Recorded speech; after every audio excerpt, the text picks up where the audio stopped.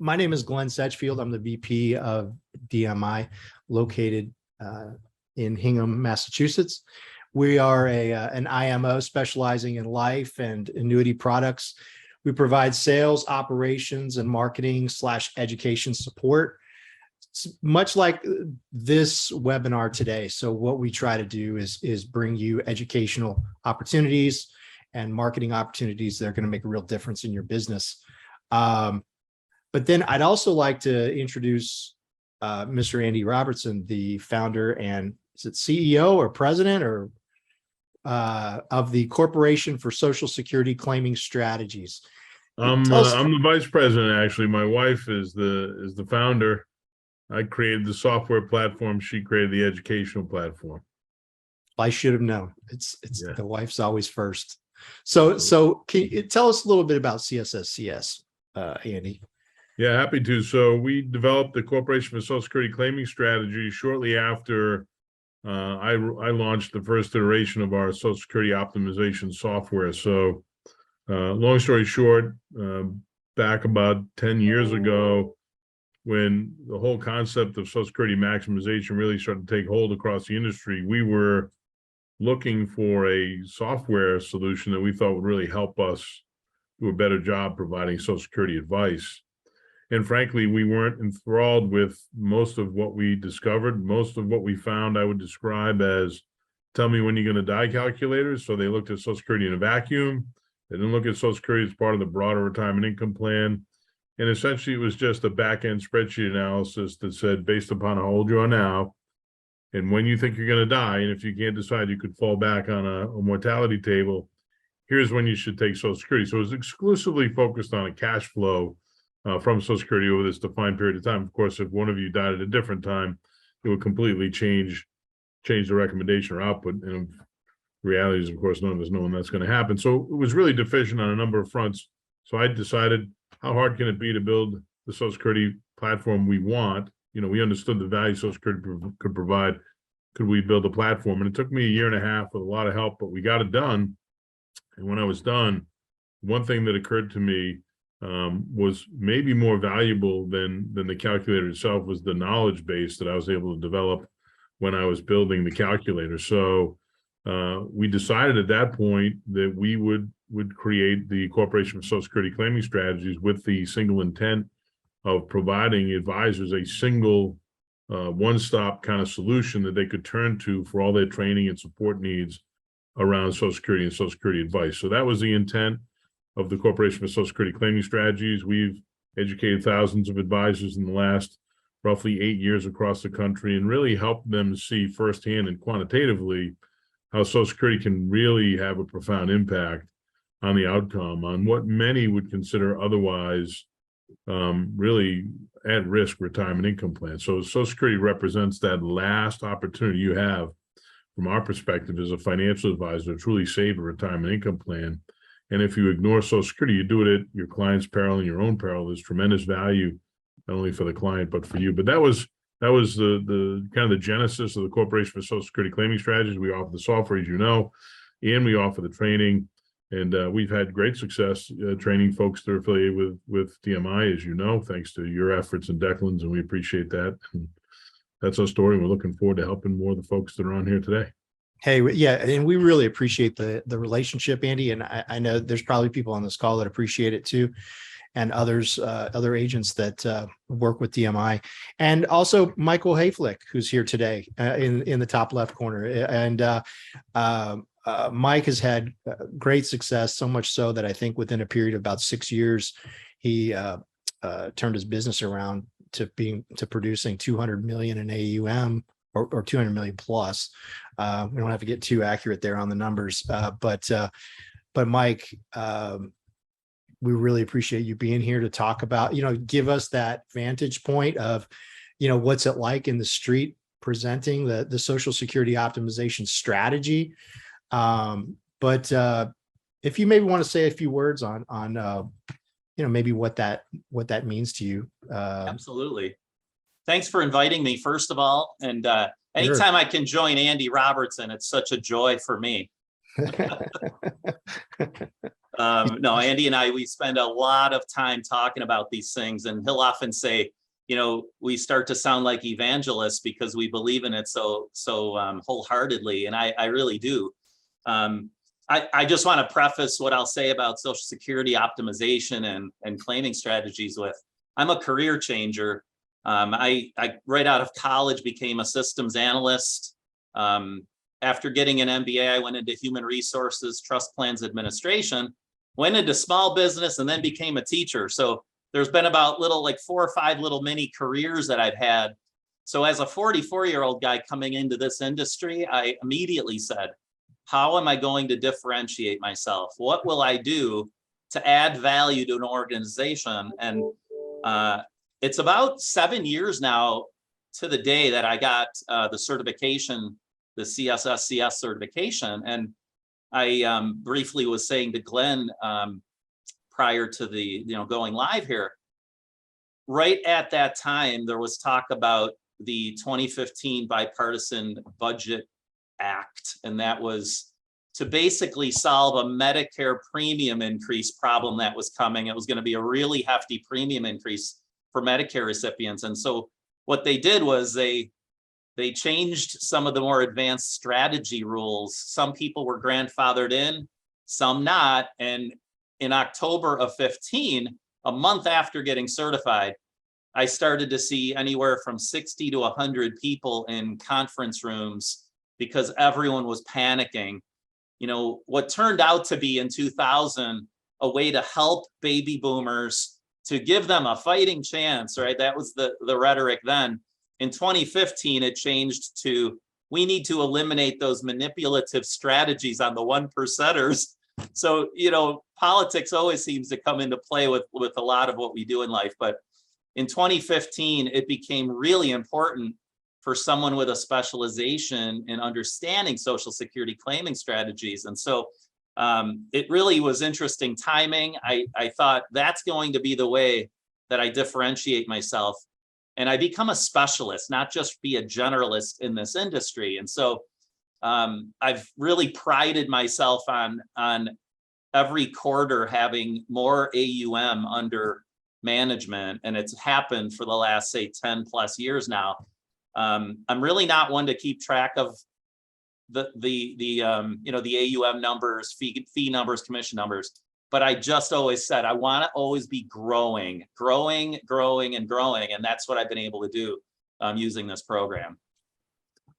That's awesome, man. And again, thanks so much for being here, Mike. We also have Declan Donahue. He is our BDR, or one of our BDRs at DMI, and he's very familiar with this program. He's probably talked to a lot of people on this call today, and he's going to help to field Q&A and that kind of stuff. So, and some of you may hear from him after this call, that kind of thing. But Declan, appreciate you being here, man. Thank you so much. Just to qualify the audience today, we've got kind of a mix. So the people on this call are a mix of insurance agents, BDs, RIAs. This program can work for anyone. We also have people that have become certified in the CSSCS program through DMI. But I think it's good that we're kind of mixing things up today. I think it's going to be really interesting. Also, I just want to mention that people that are involved, that are licensed with DMI, have access to something that's very unique. So, well, one, if you do come through the Social Security Optimization Program with DMI, you have an opportunity to get reimbursed on class fees for your CSSCS certification. Then you also get access to a calculator on the CSSCS side, also Athene's Retirement Optimizer calculator, Athene marketing materials, and a completely exclusive DIY marketing campaign built by DMI's award-winning marketing team. Here, let me show this to you guys real quick. Here, stand by. So this campaign, so what I'm doing is I'm jumping inside of my back office, which is a tool that DMI licensed agents are familiar with. If you download this campaign here, it's going to open up a PowerPoint that gives you a 5-week marketing program that culminates in week 5, a PowerPoint presentation or webinar that you can do on your own. We give you the PowerPoint presentation, and then we give you all the marketing materials you need from week to week to set up that webinar and get folks in seats to pay attention to your message. So we've got emails, social media posts, and it's all timed out for you. It's just a cut and paste environment that you're dealing with here. It's a really, really powerful tool. And we have other ways to support you as well with workshops that are Social Security related. And this is the kind of thing that can help prompt a lot of questions from your audience and get you in front of the people that need help. So with that, I'm going to stop sharing here. I just want to get into it now. So Andy, I think ultimately here we're talking about building better, more fortified plans for 50% less capital. At the same time, we're talking about building better, more fortified, more profitable, and more valuable businesses for agents at the same time. But you can speak so much better to that than I can. Just wondering if you can chat with us about that. Yeah, sure. Love to. So what Glenn's referencing is how addressing the number one concern people have about retirement, which is this idea that they could run out of money, how addressing that in a way that's completely different than people have historically addressed it can lead to not only building better, more fortified plans for your clients and do so for on average 50% less capital, but how that approach will also build for you a better, more fortified, more profitable, and then ultimately more valuable practice. Everybody has, I'm assuming everybody here is independent. Everybody has an exit strategy in mind. Whether they can articulate it or not in detail is one thing. But in the end, I think when push comes to shove, everybody wants to know that they're building something of value. Mike talked about building, growing, building. Well, here's the bottom line as it relates to what we do and not only how it benefits your client, but how it benefits you. And I would argue that what we do allows you to align yourself with your clients in a way that nothing else will allow you to align yourself with the clients in the same way and do so in such an incredibly kind of client-centric way. So if you think about it, and you all know this, according to all the researchers, the vast majority of Americans are not on pace to meet their retirement savings targets. So what does that mean?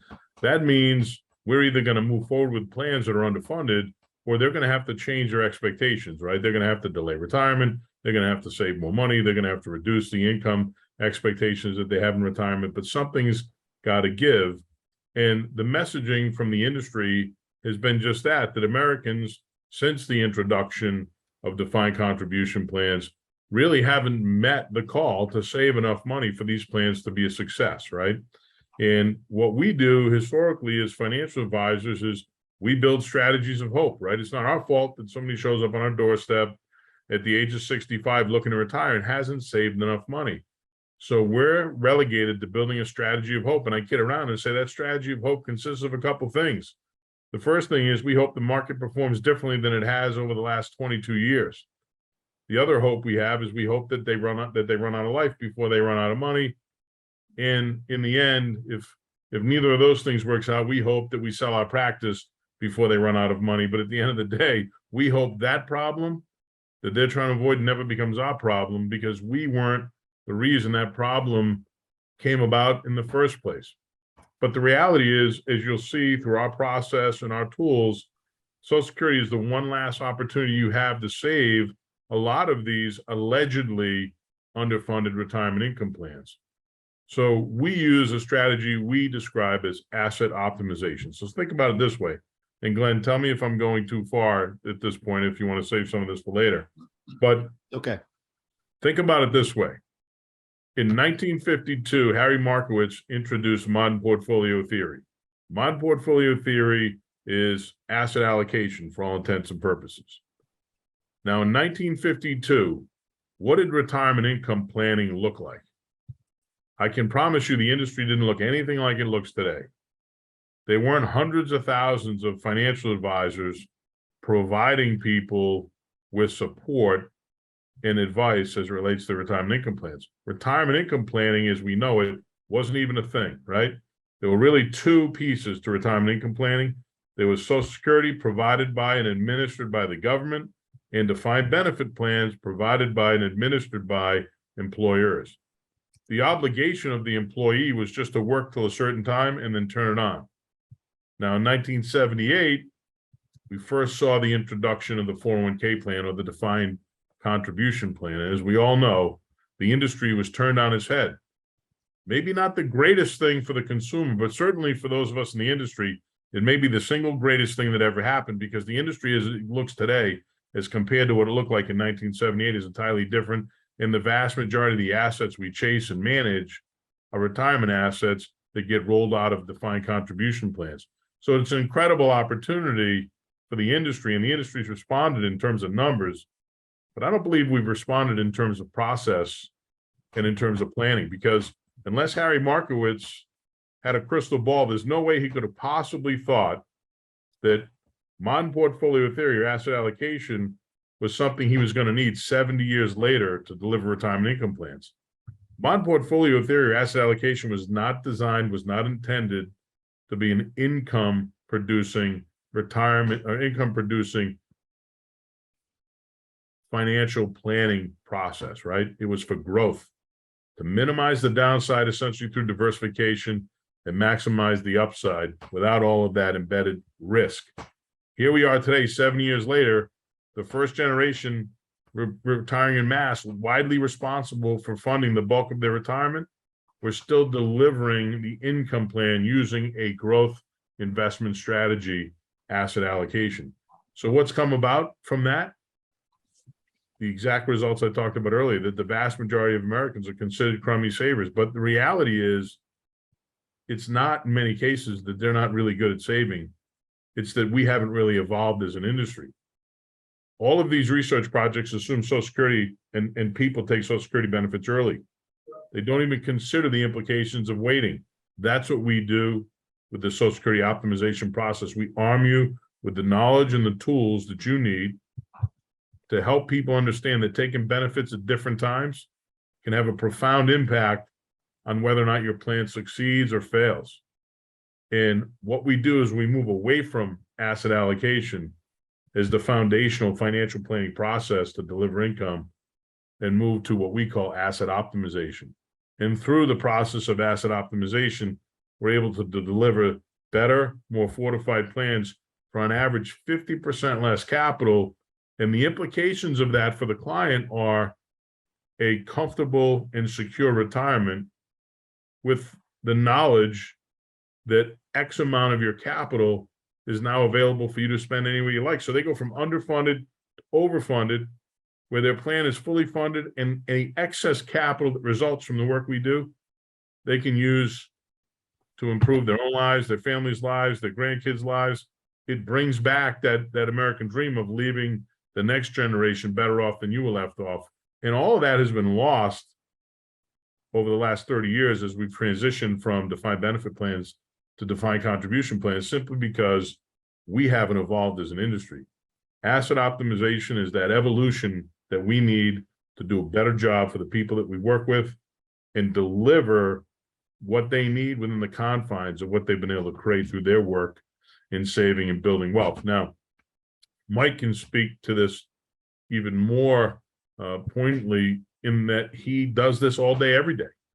And he can tell you firsthand how introducing what we do as a financial planning concept, not focused exclusively on Social Security, but as a different and cutting edge financial planning concept that we bring to the table because we're retirement income specialists, right? So the last piece I'll share on this before I kick it over to Mike to kind of provide some additional color is, if you really think about what goes on, the vast majority of financial advisors are really generalists. They're not specialists. And if we look at our lives, when we're younger, When it comes to our physical health, it's fine and dandy that we work with a generalist. But as we get older and different issues start to creep into the picture, our longevity, right, and our success in life from a health perspective depends on our ability to access and tap into the support of specialists. There isn't a generalist out there who would dream of tackling a special issue or a challenging issue without introducing and bringing in a specialist who's more equipped to do so. But in the financial services side, we have a lot of generalists addressing really challenging situations around retirement that would be far better left to the specialists. So my challenge to all of you is, if you really want to be in the retirement income space, commit yourself to being a specialist and start by embracing the complexity of Social Security. Because if you really want to bring value to your clients, build better, more fortified plans, and in return, build a better, more fortified practice, Michael talked a little bit about this, then start by getting the education you need and embracing the complexity of Social Security, because that's where you can make a difference. You can't you can't hand somebody a winning lottery ticket or write them a check at 65 if they're underfunded when they first come to your doorstep, but you can tap into the economic value that Social Security automatically provides in ways you've never imagined before. And we quantify all that in the software that we've developed, so it's undeniable.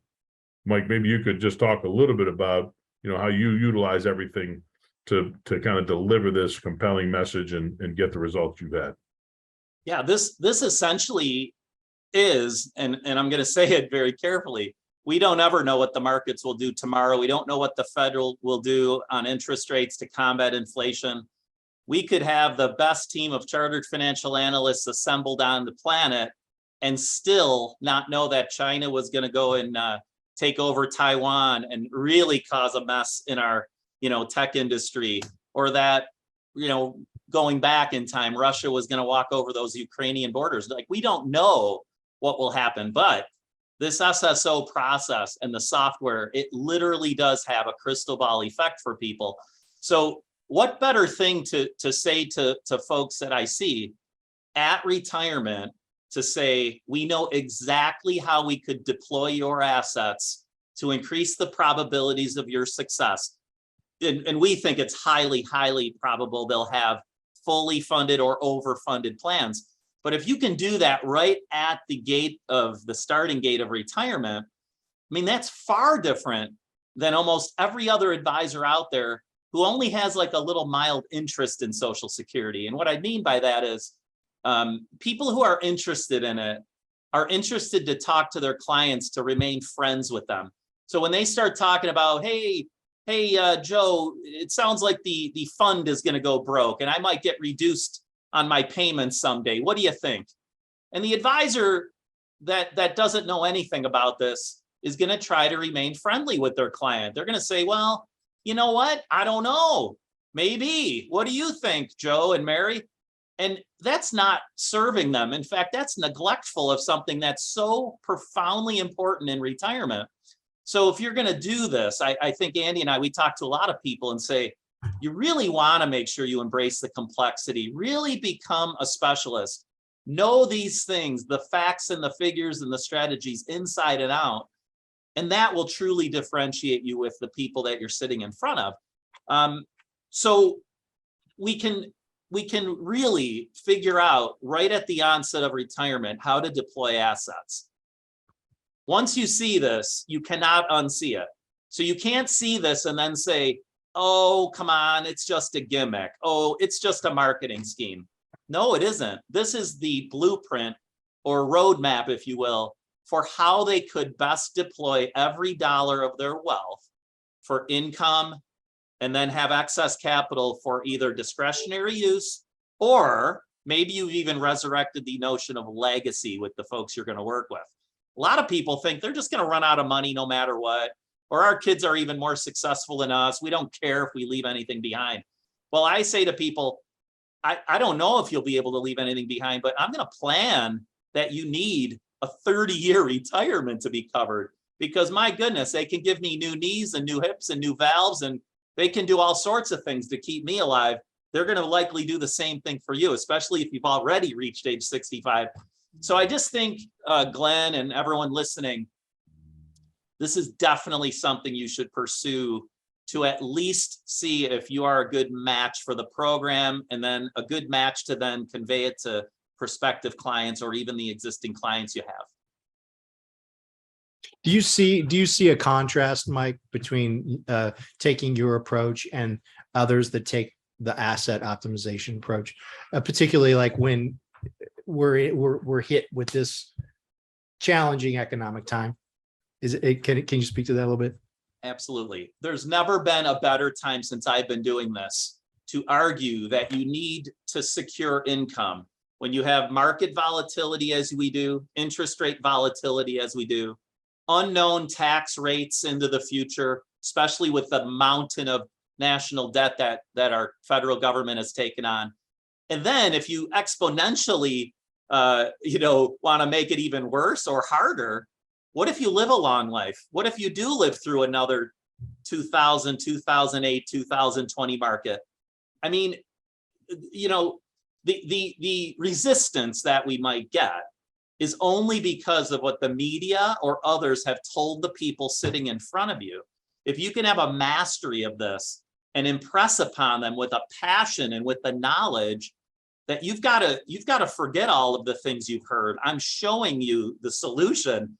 Andy and I, we've talked about this before. If you pulled into to a neighborhood, a new neighborhood, and you saw 3 identical homes, exactly the same, they're all backed up to the woods, they all have in-ground pools and spas, and they're exactly the same. Who in their right mind would ever say, I want to take the most expensive one, right? Who would even say, I want to take the second most expensive one?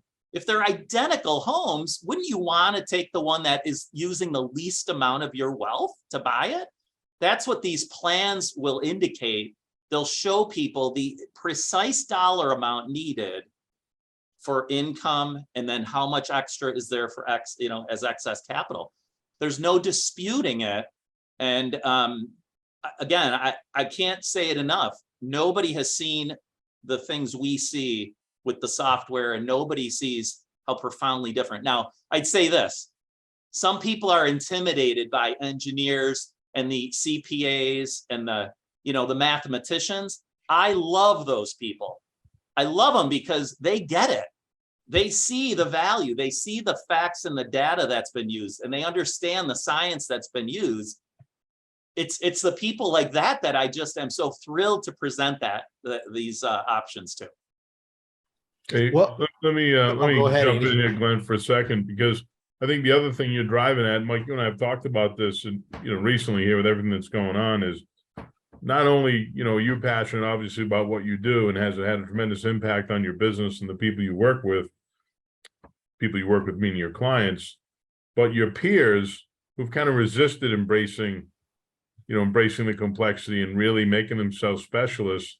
You shared with me that there have been times over the last few months where people are hiding under their desk because of the frequency in which they're getting phone calls from panicked clients and having them trade them out of positions. And you haven't experienced any of that because you're able to remind them that none of the assets that we've positioned for income are at risk, right?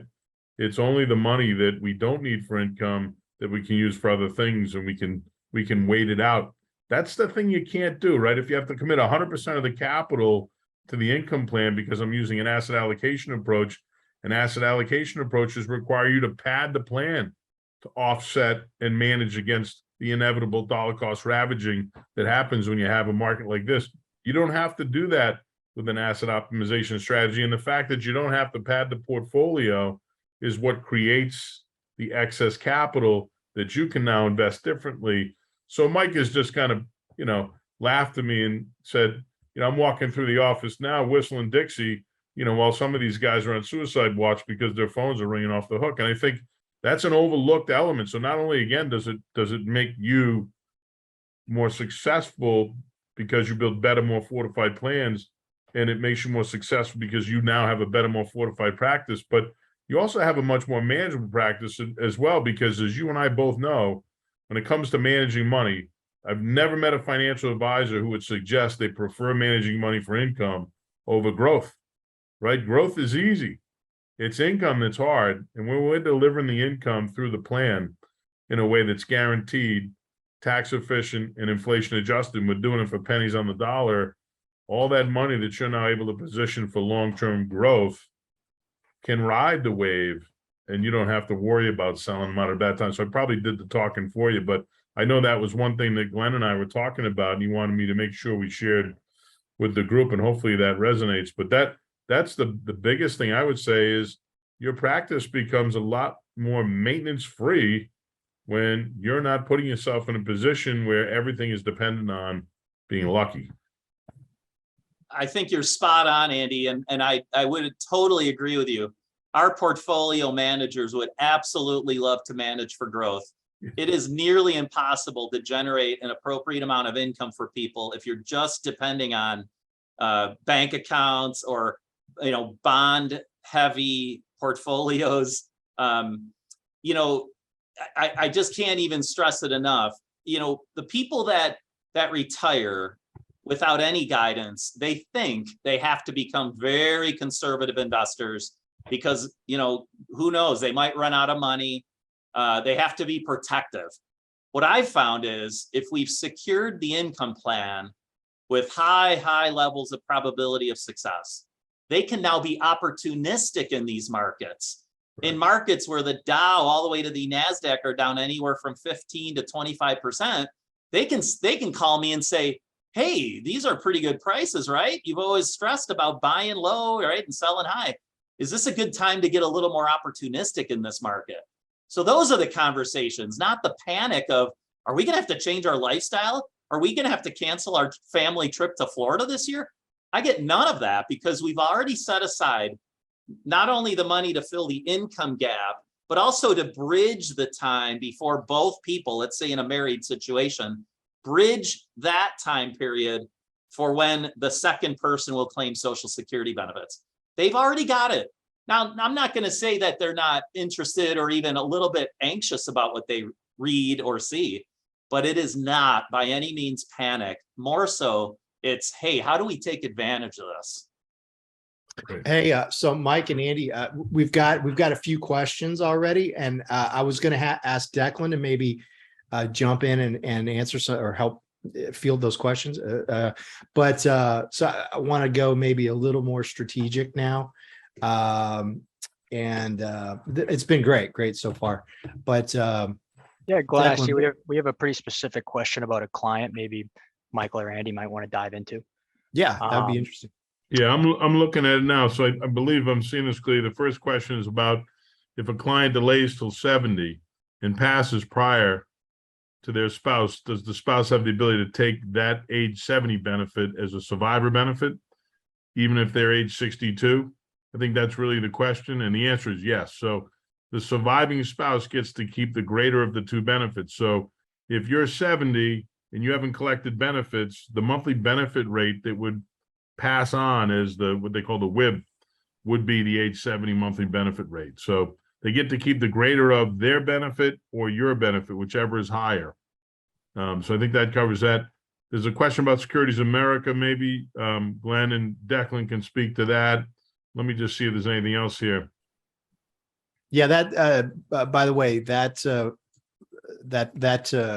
marketing program should be fine with Securities America. I'll double check for sure, but there's no reason why that wouldn't work. It's a client approved piece. So the other questions, I think I'm just trying to follow along with the questions, but one of the questions was, is this for emerging wealthy versus affluent? It's for everybody. So our experience is very straightforward. What we find is when people start to take the right approach when it comes to retirement income planning, think of it this way. What we like to say to people is the one thing you know definitively is exactly what you want for income. The one thing, if I'm using an asset allocation approach, I cannot tell you definitively until it's over. And when I say over, I mean your life is over, is how much you're going to have to commit to that plan in order to meet your objectives. So you know what you want to have happen. I cannot tell you definitively what the cost is going to be until the end if I use an asset allocation approach. With an asset optimization approach, I can tell you unequivocally upfront exactly what you're going to have to commit from a capital perspective to deliver the objectives of the plan you seek, and in return tell you exactly, as a result, how much you'll have left to do other things.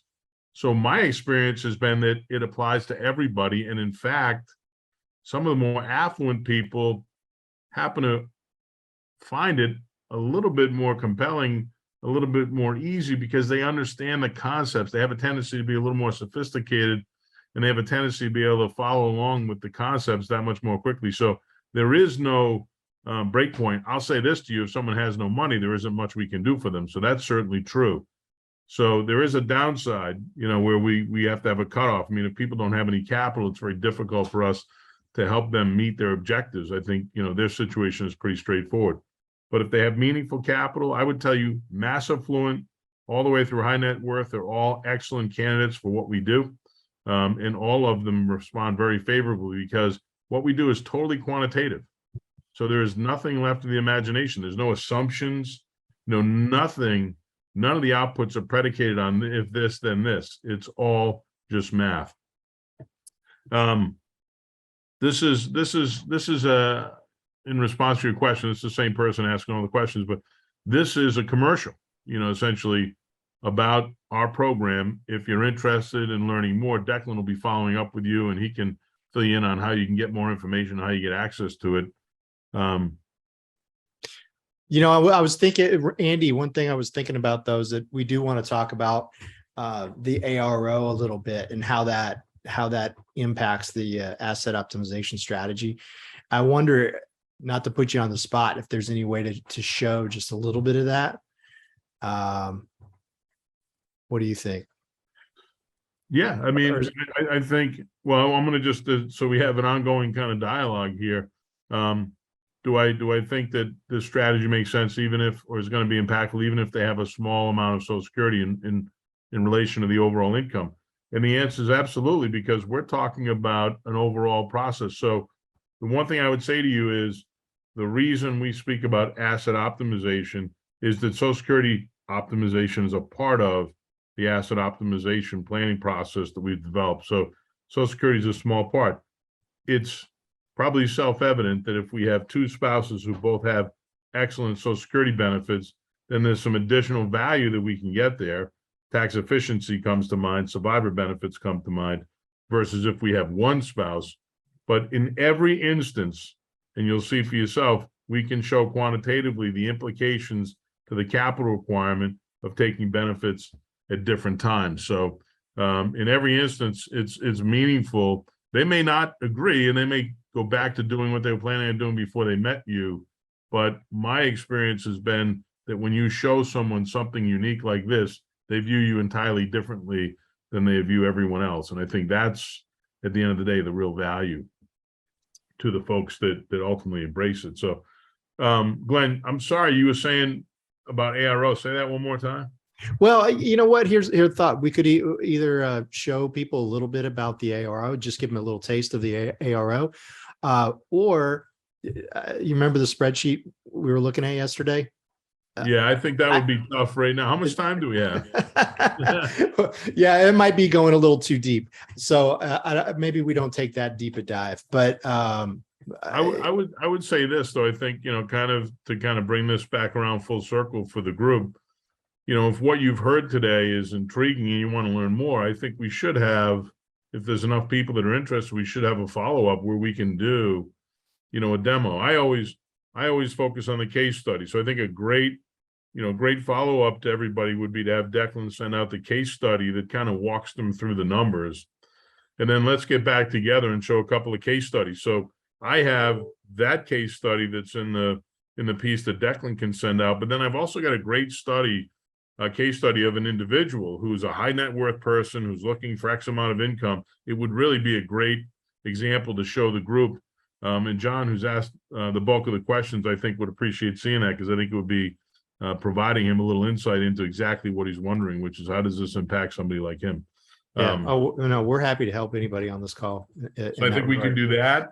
And then at the same time, we can kind of set the table for one of the things that again, I like to focus on is not only the implications for the client, but the implications for the advisor. So I think not only could we do a demo, showing the case study within the software, but also show the implications from a revenue perspective. Because the one thing that everybody's got to keep in mind is if the studies are true and the vast majority of Americans are on pace to be underfunded, then eventually there's going to be a problem, right?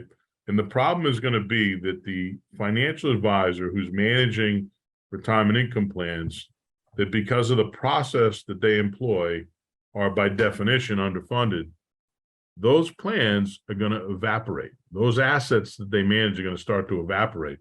And I believe in my heart of hearts that at some point in the not too distant future, that the M&A community is going to start to look at the book that you manage and the percentage of assets that are over leveraged because of the way you build retirement income plans and ask, are we overpaying for these assets? So if your exit strategy at some point is to sell your book, I think it would be prudent to recognize that this looming retirement income crisis, which is what it is going to create a situation where people are not going to be willing to pay what they pay today on a multiple for the very same assets. They're going to be concerned that the assets are over leveraged, they're overpaying, and it's going to be especially true if more and more people start to embrace the work that we do, and those practices can be quantifiably more profitable. That's the practice that's going to get the bigger multiple. So we can show and demonstrate,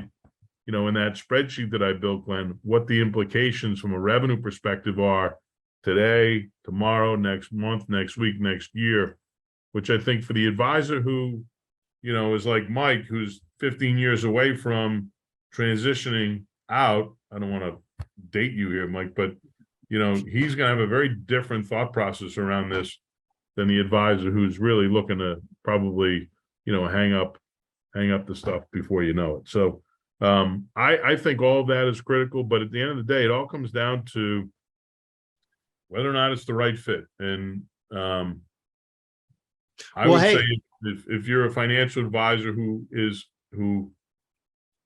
into planning, right? Not products. And by the way, I know advisors who are great advisors who really focus on product and they do a great job for their clients. This probably wouldn't be a great fit, but for the financial advisor who's much more holistic and works with concepts, this and education, that's where this comes in. So I'll stop, Glenn. Thank you. Hey, well, if you could just kind of maybe treetop how ARO enhances the strategy, like helps to deliver on the strategy. Maybe. Yeah. So absolutely. So the software, Athene Retirement Optimizer, which is the version that Glenn and the team have access to, is really designed with a handful of inputs to put you, the user, in a position that in real time, in just a matter of minutes, you can stress test somebody's retirement income plan and then show them while they sit there the implications of taking benefits at different times to the overall plan capital requirements. So again, as Mike said, it has a crystal ball effect. Essentially what we do with the Athene Retirement Optimizer is say, tell us what your plan is. And then we will stress test your plan and tell you whether or not your plan is going to be underfunded, overfunded, or somewhere in between. And essentially what we're doing is we're saying, if you think about the different decisions that you get to make as different paths you could go down, we're going to show you from a capital perspective what it looks like if you take that path today. You don't have to wait 15 or 20 years from now to find out the hard way that the path you chose was a really difficult path. Because 15 to 20 years from now, there's nothing we can do to bring you back and start over. So we're going to show them quantitatively, here are the implications of going down this path versus that path versus the other path. And what we do is we find them the optimal or optimum path, right? So we define optimal by which path is going to require you to commit the least amount of capital. So I say it two ways.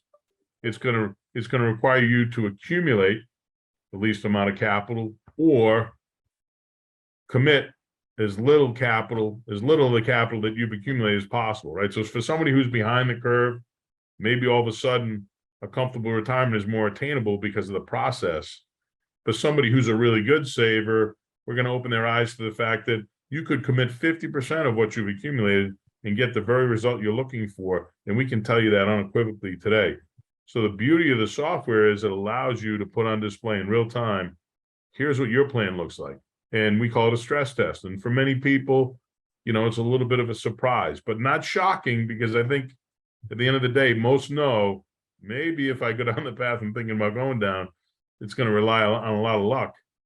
You know, with our strategy, we could deliver to them that plan intact for half the capital. And really what it comes down to, if you think about it, is we take retirement income planning from being a process of hope to a process of strategy, right? So we're delivering definitively on the plan objectives upfront for a quantitative number that doesn't change. And then we in turn can say, here's what you have left to do those other things. So I would kind of close that out with saying, not only does it put them in a position where they can see firsthand how the very thing they're most afraid of can be avoided simply by working with the right person who's armed with the right tools and the right process. But many advisors have told me over the years that their clients don't care about legacy. You know, that's not an issue anymore. I've been doing this for 31 years. I say that's baloney. I don't believe that's true at all. I think people have given up on legacy because the messaging around retirement has become so negative that most are hoping they never become a burden to their children. Well, what we're doing is we're reviving that dream, and it's powerful for the people we talk to. But it comes down to, you know, as Mike said, there's no trickery here. Really what it comes down to is taking a step back and saying, is there another way to do this? And if there is, are there tools available that can allow me to do it succinctly and effectively with the people I face off with? And that's what we developed. But the ARO tool is kind of the catalyst for the whole thing. Without the ARO tool, you know, we're talking concepts. This brings it to life. It makes it tangible and lets people see for real what the implications are, and that what we promise is what we deliver. So, you know, Mike, what's it like for you that when you apply the SSO strategy and enter the right criteria into Athene Retirement Optimizer? I mean, are we talking about this coming down to just kind of simple math in some respects? Like in some, I know this sounds complicated to many, but in some regards, this is a much simpler approach.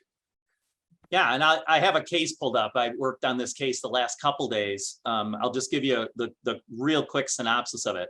They have $2,046,000. Their plan, meaning this is when they thought they would claim Social Security benefits, required $1.8 million of their $2,046,000 to be used for income only.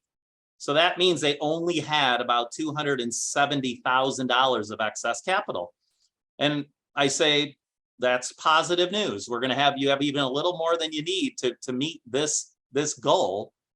Then I said, well, but alternatively, what if we did something a little different? We end up using $400,000 less of capital simply by claiming Social Security benefits at a different time. Well, then the optimized plan turns out if we just deploy the assets, pair up Social Security with other maybe forms of reliable guaranteed income, they need about $700,000 to meet their plan. They leave my office thinking, geez, do I want 1.4 million of excess capital to now invest for discretionary use or legacy? Or do we want to do the more expensive plan and put all the various risks of longevity and inflation and taxes and the markets and interest rates? We want to keep that part of our lives in retirement. This isn't, you know, this isn't for us to tell people what to do. It's just simply revealing the choices. In most cases, especially the smarter people that are math oriented, quantitative oriented, they're going to say, I think I want the plan with the least amount of risk and that uses the least amount of my wealth.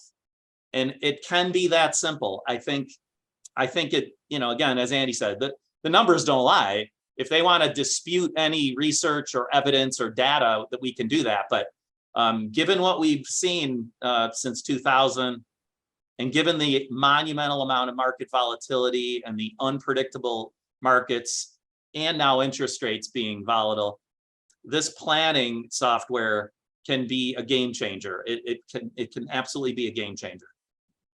Well, we've got about 10 minutes, I wanted to ask you another couple questions and get into common challenges and misperceptions and that kind of thing.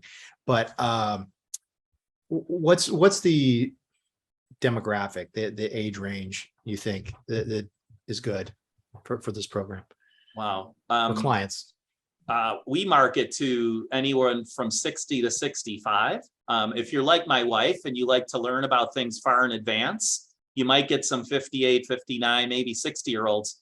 But people that have some wealth, it opens up the opportunities to them. So what I mean by that is, if some people are retiring with only $80,000 to $100,000 of retirement income, and they'll fully depend on Social Security benefits to make a living or to pay their bills in retirement, there probably isn't much to talk to them about. It might be a necessity that they take their benefits as soon as they can. Maybe health prohibits them from waiting or delaying.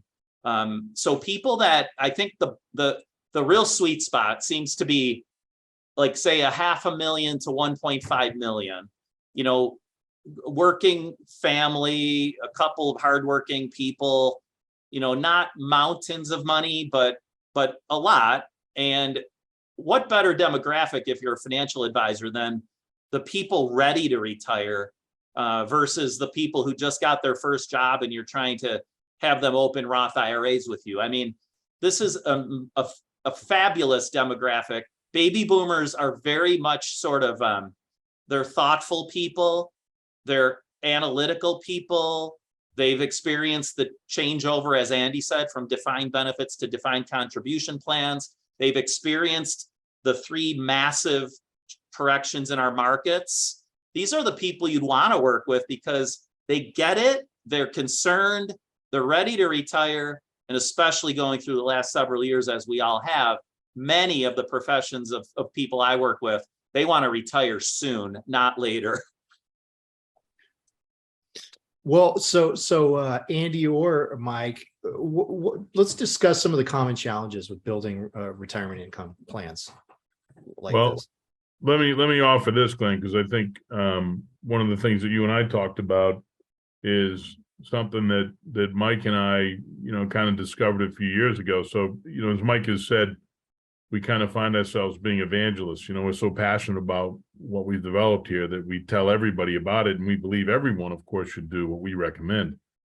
But at the end of the day, we always have to remember our job is to tell them what they need and give them what they want. We have to make them a customer first. And, Mike said to me one day something to the effect of, Andy, I think, we're beating people over the head with this story. And I think we're winning them over because we're passionate about what we do, but we're not always getting the assets because we're telling them they have to do what we're recommending.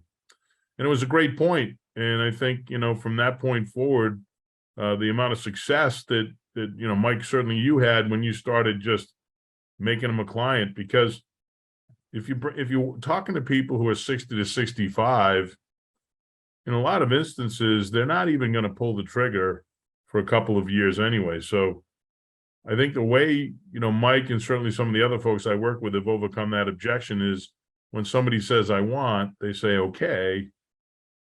And step one is to get all the assets in-house, right? So rather than pivot to a specific product recommendation, a portfolio construct, a Social Security claiming strategy, step one is let's get all the assets in one place. And Mike touched on this a little bit earlier.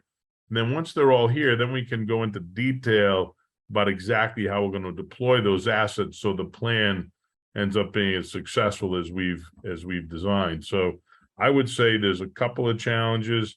That challenge is maybe the biggest, is recognizing that they're buying you and your passion.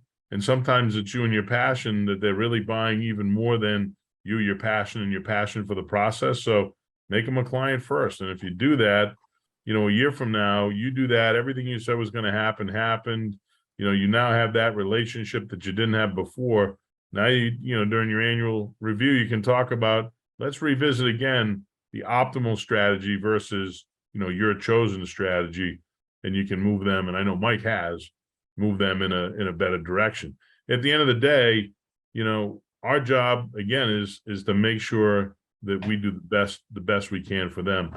But we're always going to do something for them, probably that they aren't going to do for themselves when it comes to, what we ultimately come up with. I think most people don't have if they're seeking advice, they don't have the skill set to do it on their own. So Andy, that's big. Well, how about if the client wants to take Social Security at 62, or they have like some preset time period in their head? That definitely happens. And so, one of the things that's, I think, been invaluable for Mike and the other folks that I work closely with is virtually everybody they talk to comes to them after they do an educational workshop in their community. So we kind of lay out for everybody ahead of time the process and what makes us different. And some of the things that they are predisposed to doing, we are indirectly destroying in our workshop, right? So in the workshop, we really know, we really go after these kind of preconceived notions that I'm going to take benefits early and keep working. That's very common. People have it in their head they're going to take benefits at 62. Why? Because I may not be here at 70. Social Security may not be here at 70. So I'm going to take benefits at 62. I'm going to save all that money and I'm going to keep working. Okay, when we introduce them to a concept called the earnings test, they realize, okay, well, that doesn't work, right? Because if I have a decent income and I'm collecting Social Security and I'm subjecting the earnings test, I'm never going to get my hands on those checks. And the implications of that are really important because that goes to the next part of their planning process that they have in their mind, of their analytical process, which is break even. Most people think, I know I could get more. They may not be able to articulate how much more, but they know if they wait till 70, and we don't think everybody should wait till 70. We think you should look for the optimal time to take benefits as defined by which one requires the least amount of capital. But inevitably, people know they'll get more if they wait till 70, but they also recognize that they'll have to live to almost 80 to break even. Well, let me tell you, if you're not getting any checks from 62 to FRA, break even's not almost 80. So what happens is we very nicely and through education completely destroy the way they're thinking about Social Security before they show up at the event. And now in the end, our call to action is to come in and get a stress test of their current plan through the Athene Retirement Optimizer and see if there's a better, more fortified way we could go about building this plan for less capital. And the number of people that take you up on that is significant. But my point, Glenn, is so then when they come in, we're having a more productive conversation because some of the emotion has been taken out of the equation because we very nicely through education pointed out to them that what they're thinking, and we know they're predisposed to thinking, isn't really quite right. So that's a big one. I think if you really want to be successful in the same way that Mike has been, proactively going out and telling this story to a target audience is the key. Mike, you want to add anything to that? Also a second question. Are women more responsive than men to this? If you maybe bundle those two questions. My comments would be this. There are so many stakeholders in what we've talked about this last hour. There's you, the advisor, your family that you're likely, at least in part providing support to, the clients, of which could be a single individual person, never married, married couples, divorced folks, divorced people who've lost their exes, and even, just widows of, after a wonderful marriage, people widowed. There are so many stakeholders in this that you can appeal to.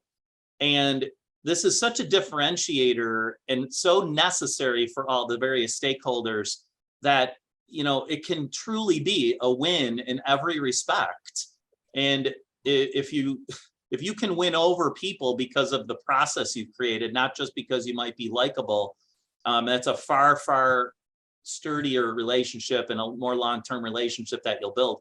And as far as women, I think more often I find that women are the widows, and more often I can have an even more profound impact on them because there are some very specific rules that relate to widows when they can actually claim on a former spouse's benefit at 60, 50 if disabled, but 60 in more normal circumstances.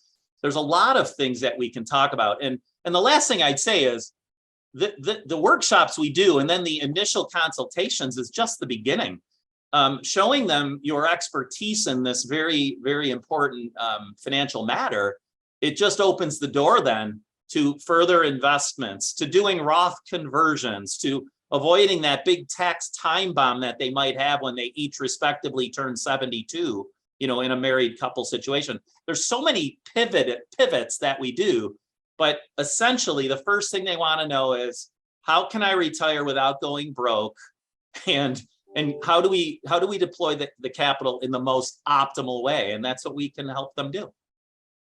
Glenn, let me throw in, and then I'm going to have to jump, but it's a great question. And I think what I would say is the wives become instrumental in making a better decision, because when you think about who ultimately pays the price for the bad decision making, here are a couple of statistics that speak directly to this. So according to researchers, 80% of men die married, 80% of women die single. So, you know, a lot of them obviously are ending up single because they're widowed. The other compelling statistic is that 84% of widowed women replaced a financial advisor within 12 months. So ask yourself this question: what are the odds that they're going out of their way to replace the financial advisor if the financial advisor and their deceased spouse have left them in a very comfortable position? My guess is, I'm going out on a limb here, my guess is they're replacing the financial advisor because they've been left in a very difficult situation. So one of the things that we absolutely do through the process is highlight the implications to the survivor. So not only how does this plan deliver a better, more fortified result for the two of you together, but for the surviving spouse as well. That excess capital that gets created that we can identify unequivocally that we don't need for income through the process acts as an incredibly attractive survivor benefit, along with a significantly better guaranteed survivor benefit versus, in the alternative, a smaller Social Security benefit because they took early, and an asset value that's either exhausted or deeply depleted because they were self-funding too much of the overall income for too long. So hopefully that helps. That was a great question. I appreciate all the time and the opportunity to talk today, Glenn. Anything else I can add before I jump? I have to actually fly out this afternoon. No, thank you, Andy. Yeah, I know you do. And I appreciate the time today. And I think we do need to wrap up. Mike, is there anything that you might want to add in a closing thought?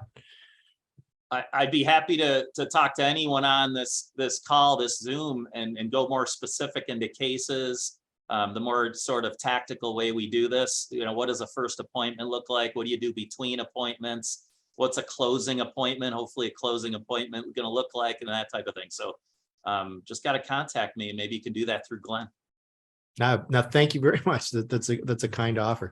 And Andy, as it's okay if you need to jump. We've got one question. Thanks. But Mike, can you hold on 1 second? Declan, can you hold on? I just can't. You got to jump too? Okay. I'm sorry. Hey, hold on, I can stay on for 1 minute, Glenn. Thanks, Mike, for joining, and I always appreciate your help. He had a 1:30 client meeting. Okay. Okay. Well, hey, one question: if you're life licensed, is that enough to have success with the program? My response to that would be certainly. You know, we've had people that have succeeded in this program.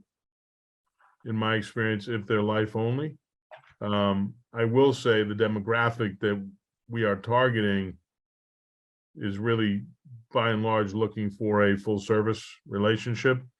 So one consideration, of course, is to partner up with somebody that you can do this with together, who handles the other side of the equation. You know, I have several teams that I've worked with over the years where one partner handles the insurance side, what we call the protection side, and the other handles the investment side. So it can be done. I've seen it done. You'll be far more successful if you partner with somebody who can help you complete the puzzle. So awesome. Thanks, Glenn. Thanks, Declan. Appreciate it. Thanks everyone for your time. I hope to talk to everyone again. Thank you, Andy. You're the best, man.